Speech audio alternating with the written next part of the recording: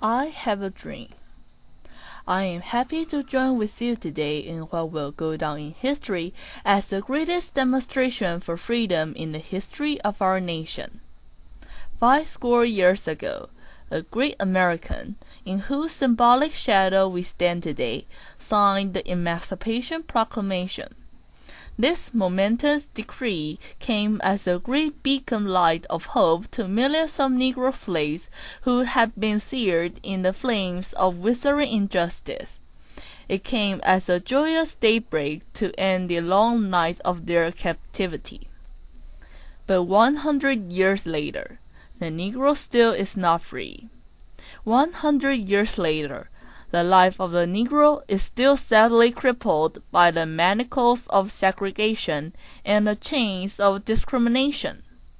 100 years later, the Negro lives on a lonely island of poverty in the midst of a vast ocean of material prosperity.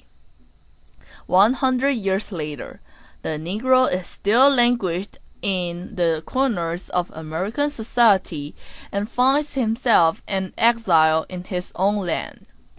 And so we've come here today to dramatize a shameful condition. In a sense, we've come to our nation's capital to cash a check. When the architects of our republic wrote the magnificent words of the Constitution and the Declaration of Independence, they were signing a promissory note to which every American was to fall heir. This note was a promise that all men, yes, black men as well as white men, will be guaranteed the unalienable rights of life, liberty, and the pursuit of happiness.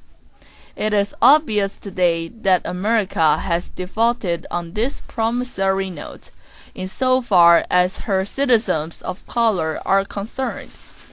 Instead of honoring this sacred obligation, America has given the Negro people a bad check, a check which has come back marked insufficient funds.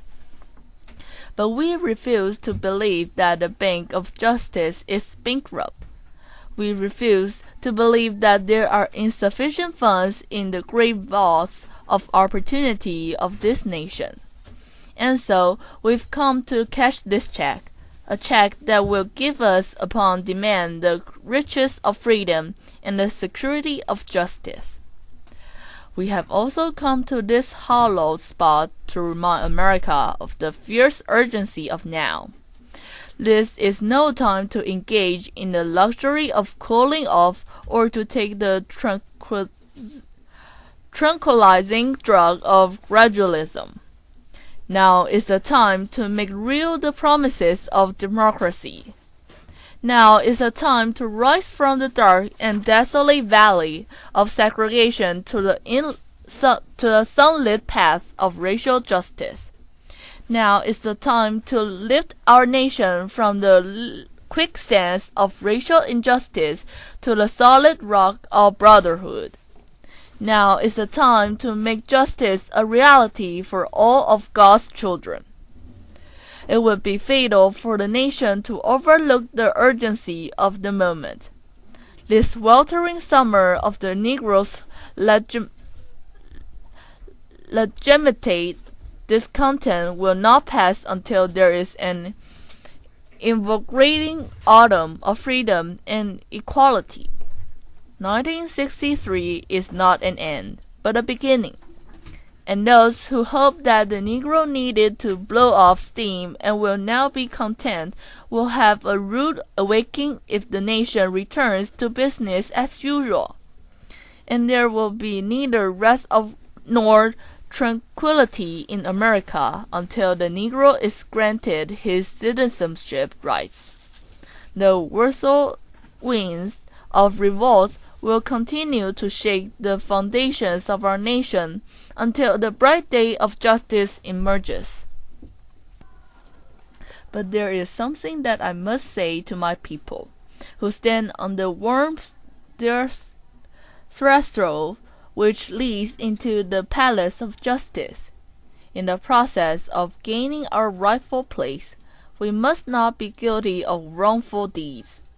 Let us not seek to satisfy our thirst for freedom by drinking from the cup of bitterness and hatred. We must forever conduct our struggle on the high plane of dignity and disciplines. We must not allow our creative protest to degenerate into physical violence. Again and again, we must rise to the majestic heights of meeting physical force with soul force.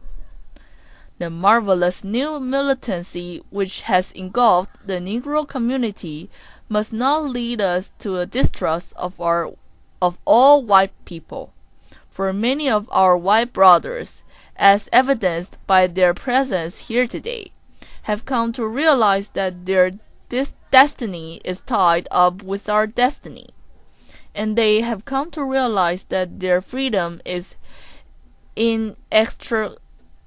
inextricably bound to our freedom. We cannot walk alone, and as we walk, we must make the pledge that we shall always march ahead. We cannot turn back. There are those who are asking the devotees of civil rights, when will you be satisfied? We can never be satisfied as long as the Negro is the victim of the unspeakable horrors of policy brutality. We can never be satisfied as long as our bodies, heavy with the fatigue of travel, cannot gain lodging in the motels of the highways and the hotels of the cities. We cannot be satisfied as long as the Negro's basic mobility is from a smaller ghetto to a larger one. We can never be satisfied as long as our children are stripped of their selfhood and robbed of their dignity by signs stating, "For whites only." We cannot be satisfied as long as a Negro in Mississippi cannot vote and a Negro in New York believes he has nothing for which to vote. No, we are not satisfied, and we will not be satisfied until justice rolls down like waters and righteousness like a mighty stream. I am not unmindful that some of you have come here out of great trials and tribulations. Some of you have come fresh from narrow jail cells, and some of you have come from areas where your quest for freedom left you battered by the storms of persecution and staggered by the winds of police brutality. You have been the veterans of creative sufferings. Continue to work with the faith that unearned suffering is redemptive. Go back to Mississippi. Go back to Alabama. Go back to South Carolina. Go back to South Carolina. Go back to Georgia. Go back to Louisiana. Go back to the slum and ghetto of our northern cities, knowing that somehow this situation will be changed. Let us not wallow in the valley of despair, I say to you today, my friends. And so even though we face the difficulties of today and tomorrow, I still have a dream. It is a dream deeply rooted in the American dream. I have a dream that one day this nation will rise up and live out the true meaning of its creed. We hold these truths to be self-evident, that all men are created equal. I have a dream that one day on the red hills of Georgia, the sons of former slaves and the sons of former slave owners will be able to sit down together at the table of brotherhood. I have a dream that one day even the state of Mississippi, a state sweltering with the heat of injustice, sweltering with the heat of oppression, will be transformed into an oasis of freedom and justice. I have a dream that my 4 little children will one day live in a nation where they will not be judged by the color of their skin, but by the content of their character. I have a dream today. I have a dream that one day down in Alabama, with its vicious racists, with its governor having his lips dripping with the words of interposition and nullification. One day right there in Alabama, little black boys and black girls will be able to join hands with little white boys and white girls as sisters and brothers. I have a dream today. I have a dream that one day every valley shall be exalted, and every hill and mountain shall be made low, the rough place will be made plain, and the crooked places will be made straight. And the glory of the Lord shall be revealed, and all flesh shall see it together. This is our hope, and this is the faith that I go back to the south with. With this faith, we will be able to hew out of the mountain of despair a stone of hope. With this faith, we will be able to transform the jangling discord of our nation into a beautiful symphony of brotherhood.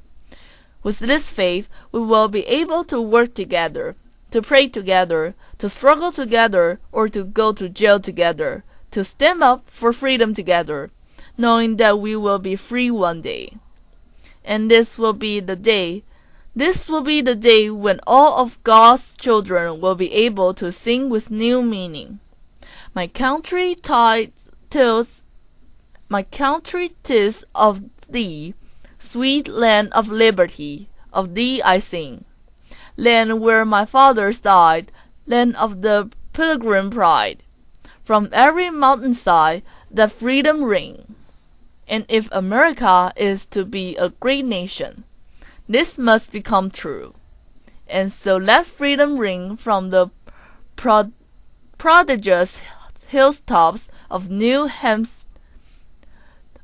Hampshire. That freedom ring from the mighty mountain of New York. That freedom ring from the heightening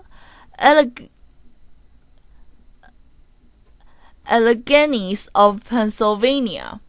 The freedom ring from the snow-capped Rockies of Colorado. The freedom ring from the Quebec slopes of California. But not only that, the freedom ring from Stone Mountain of Georgia. The freedom ring from Lookout Mountain of Tennessee. The freedom ring from every hill and molehill of Mississippi. From every mountainside, the freedom ring. And when this happens, and when we all allow freedom ring, when we let it ring from every village and every hamlet, from every state and every city, we will be able to speed up that day when all of God's children, black men and white men, Jews and Gentiles, Protestants and Catholics, will be able to join hands and sing in the words of the old Negro spiritual. Free at last, thank God Almighty, we are free at last.